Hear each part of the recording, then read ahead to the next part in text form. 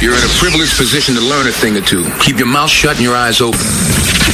Wendy Williams. Yeah, this is Ghostface. What up, what up? Holla at your boys, Jay-Z. Hey, yo, this is Busta Rhymes. The Wendy Williams Experience. Since you've been listening this far, we're going to throw in a little bonus hour. You ready? How long is this bonus hour gonna last? I'm getting addicted. No, let me tell you, I love this extra hour. Everything is organic here on the bonus hour. Yeah, baby. Hey, yo, check this out. It's Wendy, man. Here it is. It's the bonus hour on the Wendy Williams Experience. 107.5 WBLS. All right. Ready. 6 o'clock on the dot. Vaughn Harper comes in at 7 o'clock for the Quiet Storm. In the meantime, we're stuck with each other for an hour. So things are heating up with the American Idol primetime special. A lot of hubbub going on. In the meantime, Ryan Seacrest is rumored to be engaged to a woman by the name of Shayna West, who he's been dating. They secretly started dating around the holidays, and it's less than 6 months later. And apparently, when he was celebrating his star on the Hollywood Walk of Fame, he ended up proposing to the Shayna West. And they're hoping to get married before the next season of American Idol begins, to dispel all the rumors. That was my PS in my mind, but since it's a bonus hour, I feel as though anything going on in my mind, I can actually voice. Oy. Oh, Cheryl Underwood, I love her. She just popped by today. She wasn't even on the guest agenda. Like, people can do that. I like that. When they have something worthwhile going on, like Cheryl didn't just pop by. She's in town tonight through Sunday at Caroline's Comedy Club. Plus, she's got a role in Beauty Shop. Plus, she's got the DVD called Too Much Information out, and she does do a lot of talking. She's like the female Don King. I talked to both of them today. I don't know which one talks more, and this is me. The talk meets the talking. That Don King, a ball of energy. Cheryl Underwood, just a flapping, yippity, but funny. And Don King, very entertaining. You know, Don has the Ruiz fight over at the Garden on Saturday night. And then on May 14th, he's got another fight going on out in Vegas. I just love to talk to him because I can rest. I just open the mic and just sit back and watch him go. And Cheryl, go to carolines.com to find out what time the shows are. A worthwhile event, I might add. Cheryl Underwood. You know what? A special shout out to Juliet over at Virgin Records. Hey, Juliet. I neglected to shout you out yesterday, but you were on my mind. How you doing? I'm just saying, you know, I was thinking about you, Juliet, because I know that you've got a big responsibility ahead of you dealing with my mess. So shout out to you, Juliet. Dear Wendy, you do you. Forget Miss Artie telling you what kind of car you should drive. I love the fact that you don't bother about what kind of car you drive. The fact that you are no longer a poser truly shows your level of maturity that you have gained.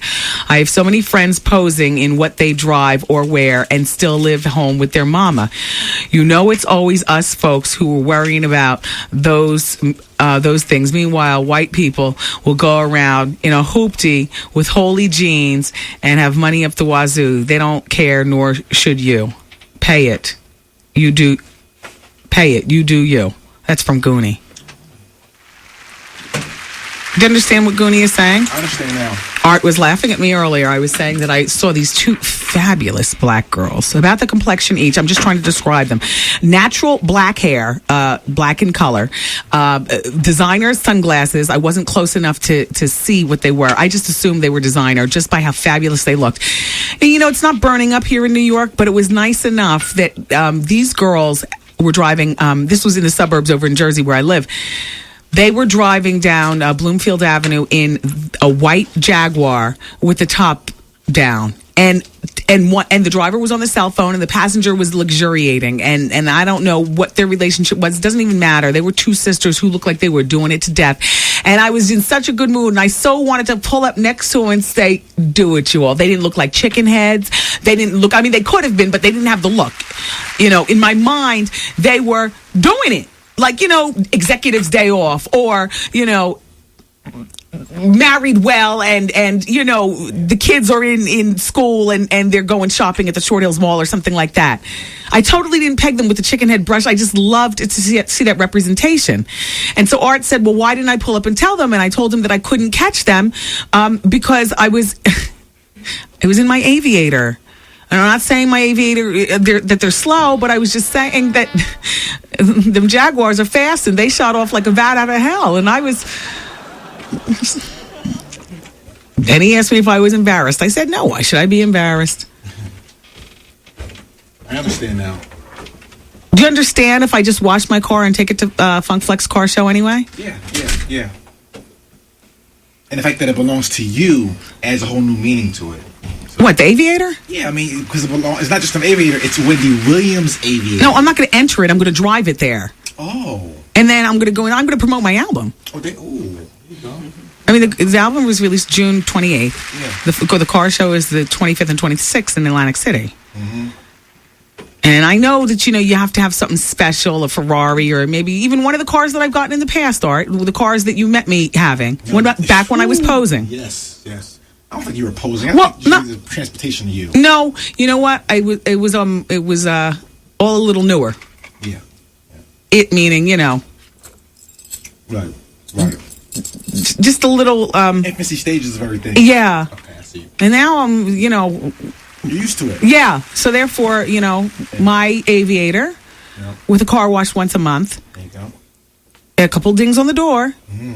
And footprints on the back passenger seat. Enjoy everybody else posing. And nail polish on the steering wheel is perfectly fine with me. I am not defined by my car. I enjoy other people in nice cars. I mean, if that's what you want to do, that's what you want to do. Right. I did all that. You've been there, done that. And I might revisit it. Uh-oh. There's hope.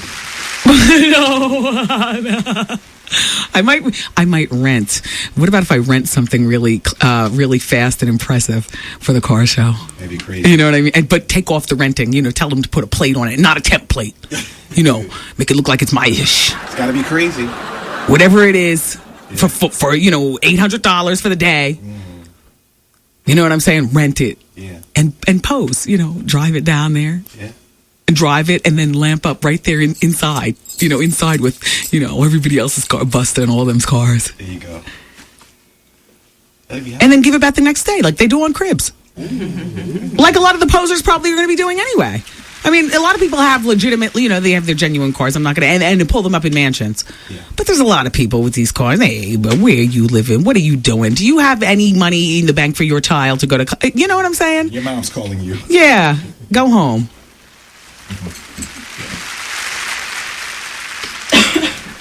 You understand it. I mean, when I met you, you were driving a beat-up pink Hyundai. Ooh.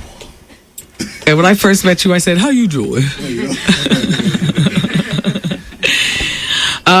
Dear Wendy, yesterday you were taking calls. I heard you make a comment about the red carpet smile. You specifically referred to a dentist. If possible, can you say the name? I need that done. I value your judgment. Oh, yeah. Dr. Jeff Gollop Evans. He's fantastic. On the Upper West Side, or the Upper East Side. He's on 71st Street. Fabulous dentist. And he specializes in the red carpet smile. Find out what that's all. Let's talk about the Sopranos, kid, and then go to the phone. Hold on, let me take a taste of my Diet Pepsi.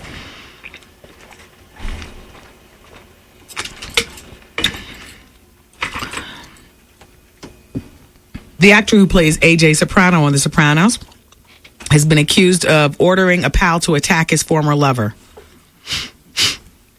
Police are investigating claims that Robert Eiler, 20, watched as Bonnie, damn, some of these words are cut off, Nouse, 41, was ordered out of a party and assaulted. Damn. Well, how'd that go? Pull that bitch out the party and beat her ass. Like how does that go? April 20th, the incident happened in Manhattan, 3 days before a criminal probation 3 days before his criminal probation period expired in connection with his 2001 mugging. Isn't he a dumb little dodo? You dumb, stupid boy. You stupid, stupid idiot. If you just waited 4 days, you wouldn't have been on probation. Then you would have still been in trouble, but you wouldn't have been violating probation. You dumb, stupid fool. That's good for you. The friend said the victim insisted Eiler not physically attack her, but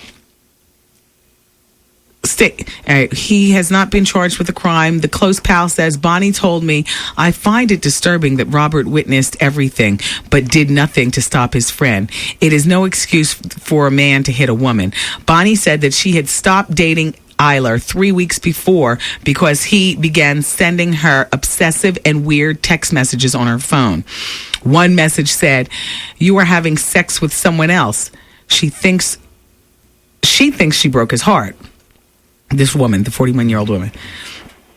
She was taken to St. Luke's Hospital at 1:30 in the morning and photographed, the battered marks on her body. Eiler's mother, Helen, says, my son had nothing to do with it. She, meaning the woman, was being belligerent. She is twice his age. There was nothing going on between them. His manager is also denying that there was anything between them. You know what? Something smells rotten. Yeah. Hello. Hi, Wendy. How you doing, sweetie? I'm doing fine. How are you? I'm doing good. Nice. Wendy, I just called to just tell you how wonderful you are, and just thank you so much for being you. Thank you. I know you say a lot that people are a friend in your head, and I know a lot of us listeners, we consider you a friend in our head and a big sister in our head. So when we're watching VH1 tonight, it's like we're all watching it together. But you know what? Oh, you mean when we're all watching New Edition? Yes. I always feel that, too. I always feel like we're all doing the same thing at this very same time, and when the commercial comes, we're all going to our refrigerators to get something to drink. I'll be there with you tonight. All right, sweetie. Take care. Take care. Bye-bye. Bye-bye. Yeah. Hello?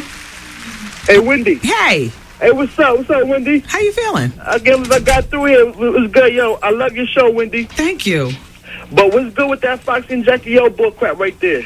Well, it was something that unfolded over the weekend, and we actually got a phone call from somebody that was in the studio with the girls, and we played that on the radio earlier in the week, and now Jackie O is speaking out. It was actually in yesterday's Daily News, but I forgot to read it to you guys. Oh, but why Fox tripping like that for, man? See, that's the thing. It's clearly Foxy tripping. I mean, this girl flew her down there in the whole bit. And my thing about Foxy is that I like some of the trippy behavior, but now I've heard about 5 stories too many, and I really am starting to get so turned off by her entire situation that even if her album comes out and it's a monstrous, smashing too much right now, Yeah, it's almost like, it's a hit, but still whatever with Foxy.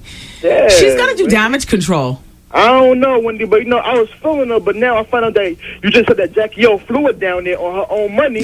Yeah. That's disrespectful right there, Wendy. Yeah, well. Yo, but Wendy, keep doing what you're doing. I'm going to buy your CD when it come out. Oh, thank you. And definitely, and my little niece said, what's up? Tell her I said hi. Her name is Jennifer from Brooklyn. Tell Jen I said hi. Take care. All right, Wendy. Bye-bye. Bye. Yeah, June 28th on Virgin Records. Oh, hello? Hope that wasn't a song. Hi, it's Wendy. Hello? Hello, it's Wendy. Hi. Hi. Hi. Oh, I'm sorry. I'm driving right now, and I can't even hear. Okay, what's wrong? I'm trying to be the 10th caller. What's up? Oh, no, it's not time to win. Okay, so I'll talk to you later. Bye-bye. Yeah, we gave away $1,000 last hour to Ben. Ben won. Your next chance to win is tomorrow morning at 7:20 with Paul. Hello? Hello, Wendy? Hi. Hi, Wendy. Uh-oh. I'm calling for my wife. You had some information about Pierre Cardin having a fashion show at Queens. Yes, they're looking for male models for this fashion show, too. Okay. She's interested. My son is modeling.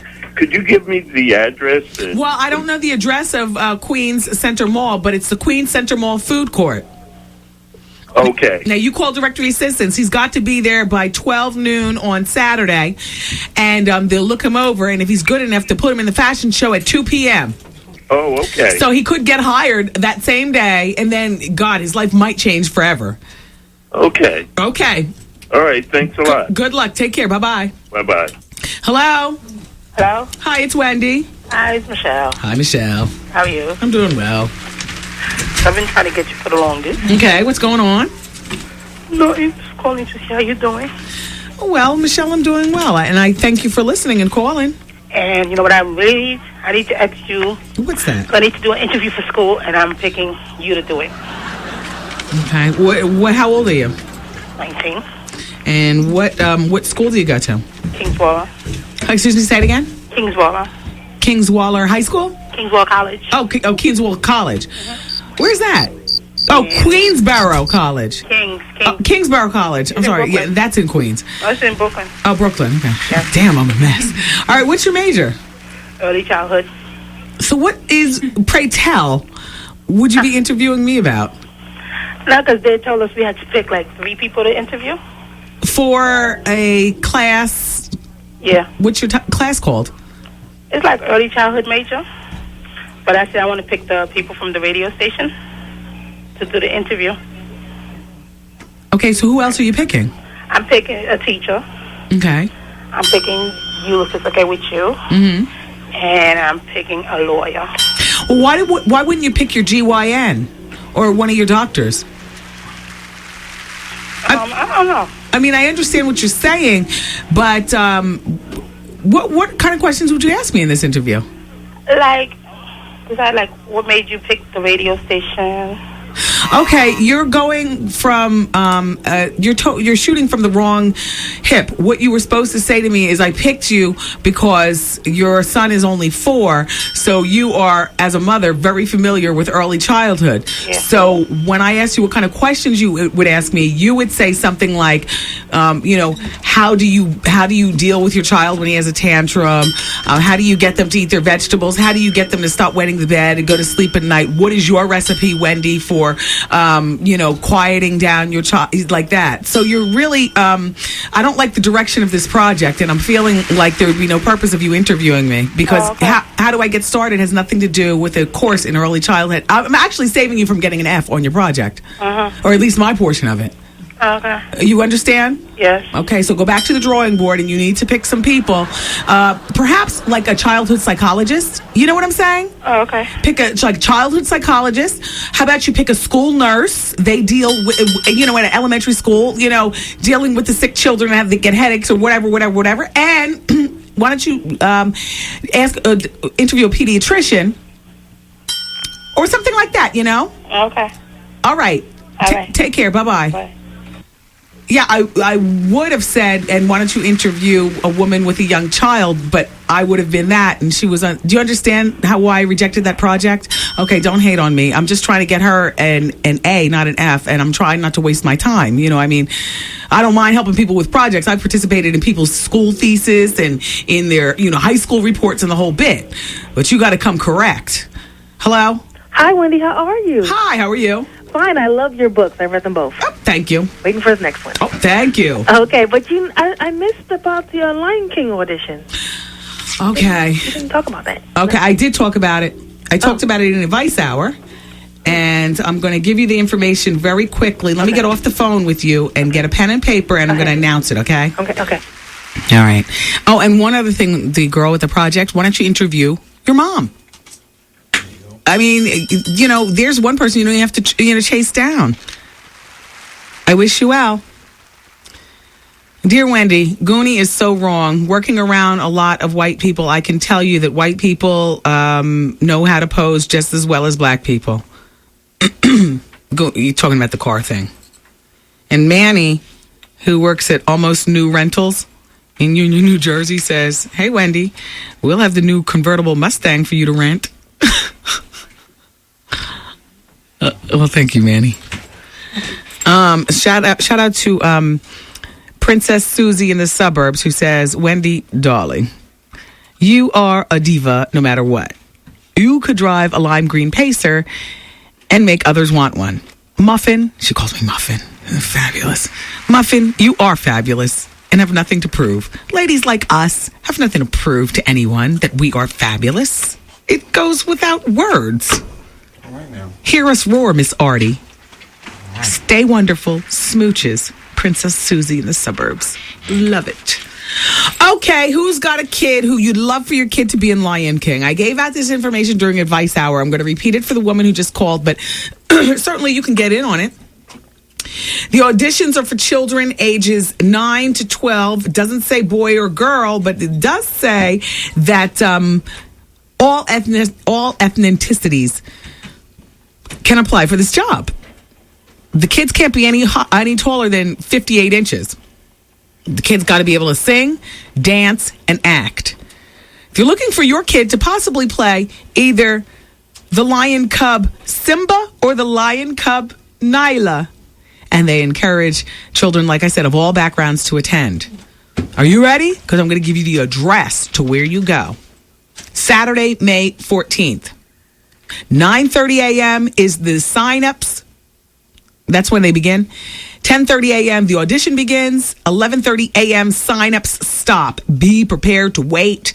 And each child must have a parent or a guardian. You can't just drop your kids off and pick them up at another time. You must be in attendance with your child the whole time. And this is all going down at the National Black Theater on 2031-33 5th Avenue at 125th Street. That's in Harlem.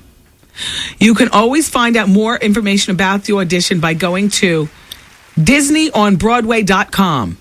How easy is that? I should have given this out earlier when I was doing it. I took so much time explaining it. DisneyOnBroadway.com, and good luck. 7 months after being paralyzed by a gunshot, apparently a rapper in Detroit named Blade Icewood was recently fatally gunned down on the west side of Detroit. Did we know who that is, Blade Icewood? No. Should I go on with the story? Not at all. He was paralyzed from the chest down after being shot in September. But on Tuesday, he was sitting in a wheelchair in a silver Range Rover. Must have been gutted out to encompass the wheelchair. Okay. In a silver Range Rover when an unidentified gunman pulled up next to his vehicle and opened fire into the truck. Damn. Of course, the incident took place on West 7 Mile Road and Fost. I don't know that much about the 7 Mile. Guess I got to start to learn, Artie boy? There you go. All right. The driver of the Range Rover exited the vehicle as shots rang out. Icewood was pronounced dead. Oh, because he couldn't walk or get up. He was pronounced dead at the scene. Police have no suspects in the murder. Isn't that some mess? It's crazy.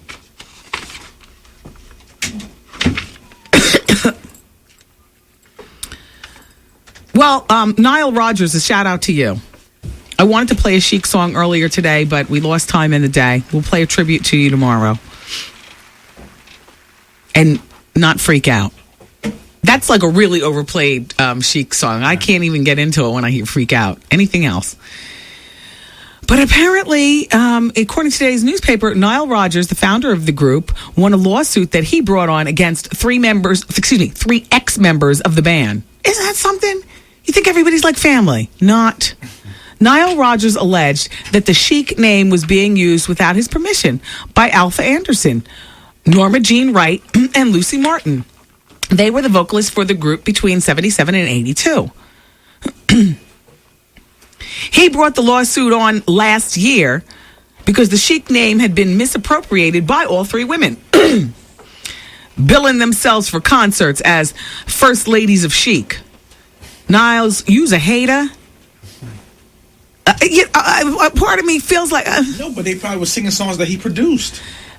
But you want to know what?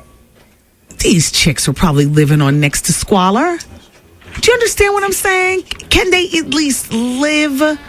Nile Rodgers, you've amassed a fortune. You own the rights to everything, including the name. Maybe what you could have done is gone to him, and maybe he did do this, but they were like, hell no, Niles, and slammed the door in his face. Take a cut from each venue. Yeah. They have not performed with me on any Chic records or in any Chic concerts for more than 20 years. This business. I hate business. Rogers said he still uses the Chic name in connection with his career and as a vocal recording artist. He founded Chic with the late Bernard Edwards. But he hardly sung. These ladies did all the singing. Yeah. He didn't hardly sing. He just played bass. So, do you think that I understand it's business. He was awarded $250,000 right. in trademark damages. These ladies might not have a pot to piss in, but he's awarded another paltry sum of money to just add to the already mountain of money that he has, while they have no careers.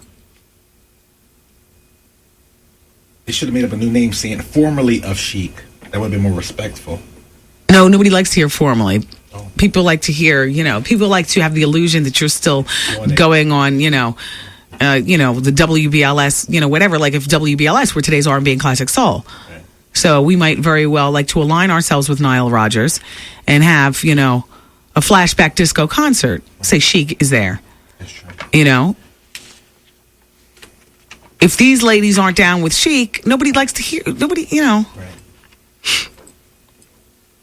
I mean, congratulations, Niles, but there's something about it I don't like, and I don't know what it is, but I just, congratulations to Mariah. 631,374 copies sold in her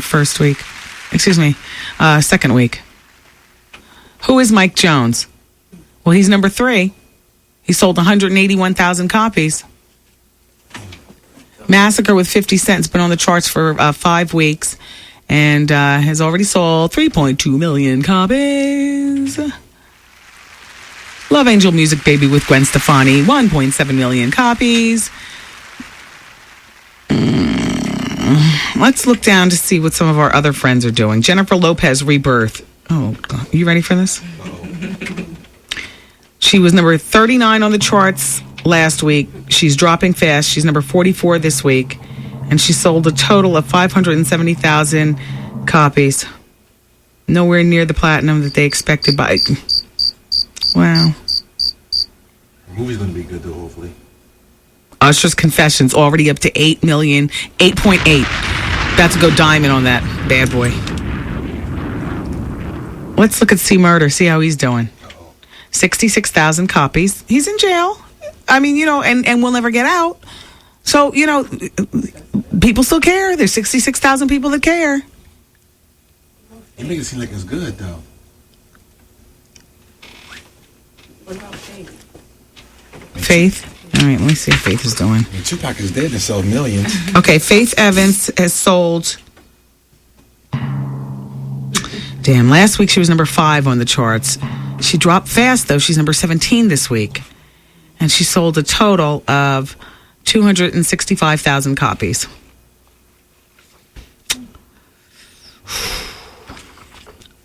Let's look to see what Ashanti's doing. Oh, shoot. Not on the first page. I don't see her on the... Oh, here she is. Concrete Rose.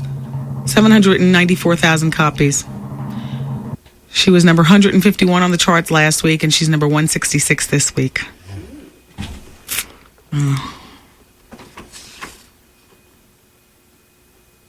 Let's move on. So there's this 3-year-old kid in Queens. Did you see this in the newspaper? Yeah. Shaylin, you saw it? Yeah, I saw it. Trevor just showed me. Well, apparently this kid triggered a massive boy hunt, according to the New York Post, after he wandered out of his house, walked to a busy thoroughfare down the street, paid to ride the city bus that took him 3.5 miles to the multiplex where he snuck in to see robots. 3? This is a 3-year-old boy. Now, I don't know why the bus driver didn't call the cops. Like, I'm trying to figure out what bus driver, like nobody sees a 3-year-old child get on a bus with no parent. He might have been looking big for his age. Well, that's true. Well, he's nearly 4, so he might have been big. He might look 6. Yeah, exactly. And if he's like my son, he might have said to the driver, "What's good?" You know what I mean? In which case, you look 6, but you're talking like you're 16. Mm-hmm. His name is Clarence Ricky Davis, and he dressed himself. I guess he had done nothing backwards. The driver didn't notice that the back pockets were in the front and the fly was up his booty. I guess, the driver didn't notice that. He left the home over there at Pineville Lake in Springfield Gardens around noon, and he walked 1 block to Merrick Boulevard, where he caught the Q5 bus and paid the fare on his own with his money, his mother said. I can't believe his mother has the nerve to speak out. Oh, the mom was probably at work. It was probably some irresponsible teenage brother or something watching the kid. He went to the Jamaica Multiplex. He slipped out of the house when his father fell asleep. Isn't that just like a man? Ladies, I swear for goodness, married, boyfriend, single, it doesn't matter. It's all on us. Because at the end of the day, I'm not going to say all of them, but it's been my experience through talking with friends and living it. This is what you all do. You all do things like this. And this is exactly how bad it can get. Except if this boy walked in the middle of traffic. Daddy sleeping. His father fell asleep and the stepbrother was at Home Depot, ironically buying a new lock because Clarence had discovered how to let himself out. Smart boy. He's really an amazing kid. He is a brave little sucker to take a bus by himself. Kids are much brighter today. I couldn't go anywhere by myself at 7. That's what his brother said. His mother, Sherry Williams, said. Oh, Sherry, I know you let your husband have it. Usually he just sits in the house and watches movies like SpongeBob. When I came back, his stepdad asked me, "Did you see Ricky?" And I told him no. That's when the police called. He walked into the bus with a woman. He was spotted at the movie theater by a security guard. They say he walked in with a woman, but she told them, "No, that's not my kid." The guard, who gave only his last name, Bachelor. By then, Clarence, the little boy, had walked past everybody else. While they're all diverted with attention, he walked past the flexible barrier where the ticket stand was and walked right in and then into the movie. For a lost kid, he sure was calm, says the movie ticket taker. He was focused. Yeah, focused on his mission. Well, I'll tell you. Oh, my gosh, really. I got to wrap up this break. We'll come back. I got a whole bunch more stuff to share with you guys. Oh, seems like it just was 2 o'clock and already it's 6:30. Jeez Louise. Vaughn comes up at 7 on 107.5 WBLS. Hi, everybody. It's the Biz Marquee. You're checking out the bonus hour of Wicked Wendy Williams. He's legendary. Thank you very much, sir. It's the Wendy Williams Experience. Shout out to the woman in Westchester who says, "Wendy, I totally agree with you about a car not defining you. My husband drives a very non-luxurious Toyota Corolla, yet he makes a very nice 6-figure salary. We raised our sons in a very cozy house in Westchester with Caribbean and Disney vacations every other year until we are sick of that mouse and that duck. I say all this to say you can't judge a book by its cover." That's from the woman in Westchester. Well, I'm the practical one. Of course, I'm married to a man who loves cars. What are you doing? Like a lot. I'm putting oil on my arms and moisturizing my hair at the same time. I don't recognize that. What kind of oil are you putting on yourself? Well, it's something fantastic. It's called. Shout out to the people at Bell's Stars. Oh. I got this stuff, and it moisturizes your arms and nice. Body. And then you just take what's left on and you rub it in your hair or whatever. It's an all-in-one product. All purpose. Yes. Smells good. Yeah. So, it's a black company. I'm just checking it out. Okay. Wow. Shout out to everybody over at Bell's 7 Stars. It says hair, scalp, and skin oil. All right. Save a lot of money on that product. Exactly. Well, I don't know whether you're being catty or mean or what over there, but there's olive oil in it, avocado, lanolin, wheat germ, primrose oil, shave grass. Horny goat weed, too? Shave grass. Doesn't that sound like what's left on the floor after you finish? Shave grass. Shout out to you all. Let's move on. Can I get a tissue? Yeah, you're right. I don't want to do all that rubbing. Use basket? I used too much. So look, Carlos Santana. Wasn't I just talking to you guys about his shoe line? All right. Now we're talking about him again. There is a former employee of the Santana band that's accusing Carlos and his wife of firing him because he's not close enough to God. What's wrong with that? Is there something wrong with that? Well, apparently it is. It's called wrongful termination in the state of California. Bruce Coleman is 59 years old and said Carlos Santana's wife, Deborah, went on a campaign to terminate him after she realized that he wasn't spiritual enough. He's the devil. And they also said that, you know what? And he's too old to even begin to get enlightenment. So he's seeking more than $100,000 in punitive damages. Oil come over. Boy, that Debbie Rowe, she really came through for Michael in the clutch, didn't she? I still believe he's guilty. I don't care. And she's there for the payday. She had more to say, I'm sure. I'm so not paying attention to that trial anymore. Wendy, this is Shakira from New Jersey. I have a celebrity spotting. I saw Jaheim today. I work in the same building as your attorney, and when I was going out for lunch, walking towards NJ Pack, Jaheim was getting into a big silver body Benz in front of the Robert Treat. Yeah, Jaheim. Oh, I can't wait to see Bobby Brown tonight on TV. I didn't finish telling you about Kevin Federline yesterday and the black prostitute who's throwing him under the bus. Okay. I believe I started telling this story, but not to this crowd right here, my bonus crowd. So I'll just start from the top. And I never get tired of telling stories like this. And Art, you never get tired of hearing them. Never. So act like it's the first time. All right. A $500 a night prostitute and a webcam stripper have blown the lid off their wild nights partying with Kevin Federline in Vegas while his pregnant wife Brittany was left at home. Danielle Coakley, who's 20. Now let me show you what she looks like, because she looks like she's looks like a little Dee Dee. She's in the same tribe as yeah, right? It's cute. No reason to be a prostitute if she could only be as smart as she is cute. Right. You know what I mean?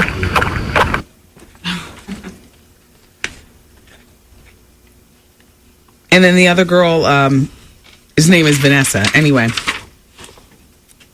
this is where I left off yesterday, though. I'm not going to just through the whole thing. I mean, there was weed, there was cocaine, there were e-pills. Kevin passed out, and they both woke up in the bed, passed out. But she doesn't say that sex happened, but she does say that something went down in the bathroom. Not the actual intercourse, but you know what that means. She brought her knee pads, and he might have brought his. Well, here's where I left off with the story yesterday. So this is what Vanessa is claiming. Now, this is the white prostitute. Kevin's people always call me when he's in Vegas. I have known him for some time. And when he comes to Vegas, I make sure that he and his friends have no problem getting into all the clubs. We have spent a lot of time talking deeply about his future, his kids, his life, real deep emotional stuff. He told me if he got divorced, and he mentioned it several times, he would move to Vegas. I thought it was strange that someone recently married was discussing divorce. During a January trip, Kevin and his pals caught a limo to the Spearmint Rhino Strip Club. But the following day, the party grounded to a halt when Brittany showed up to take Kevin to a Cirque du Soleil show. Vanessa said she had planned a big evening on the town with Kevin that night, but was told to scrap it because Brittany appeared. At the beginning of February, Kevin returned to Vegas and... Hold on. Checked into the Hard Rock Hotel and Casino. According to Vanessa, that's the white prostitute still, things really began to heat up when she accidentally walked in on Kevin in his suite bathroom. All right, here's another bathroom scene. I apologized and looked in the mirror to fix my makeup.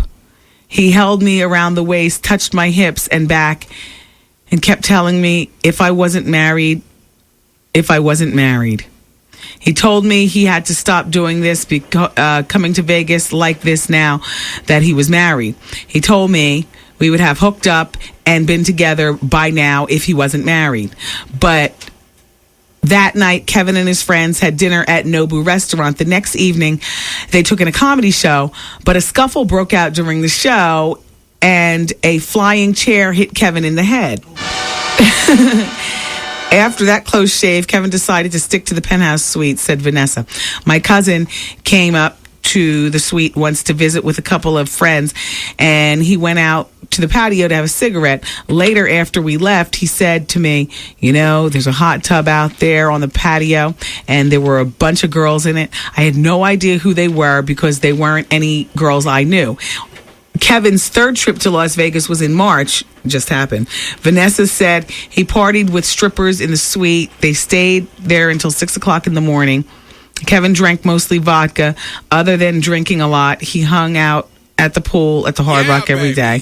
I guess people got carried away at the idea it was Kevin and me because I spent so much time with him. I don't really know. Maybe it's because I'm black. Oh, this is the black girl talking now.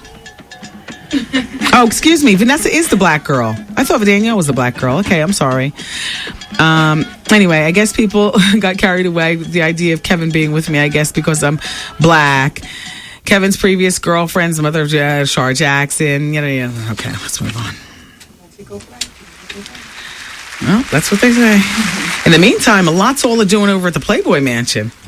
Apparently, Hef is up to something, according to what the, who is saying this? The National Enquirer. Hef's deathbed wish. Excuse me. Hef's death wish refusal to have protected sex with his girls. His kinky twice-a-week orgies with 11 girls at once. You don't have? His obsession with porn and watching gay porn. Yeah, baby. There are myths, rumors, and fantasies about Playboy King Hugh Hefner's mansion. But do you ever wonder what really goes on? According to Bunny, a former sex kitten, according to a former bunny, sex is only on Wednesdays and Fridays. The 79-year-old legend has 11 girls at a time. He claims he's obsessed with watching gay sex between black and white men. And she has never seen him use a condom. This is what this bunny is saying. And then she goes on, and her name is Jill Ann Spaulding, and she's telling the National Enquirer that condom thing, I think it's a death wish, she writes in her tell-all book. He's putting the girls at risk, too. If they have unprotected sex with a serial lecher for what? They want to be famous.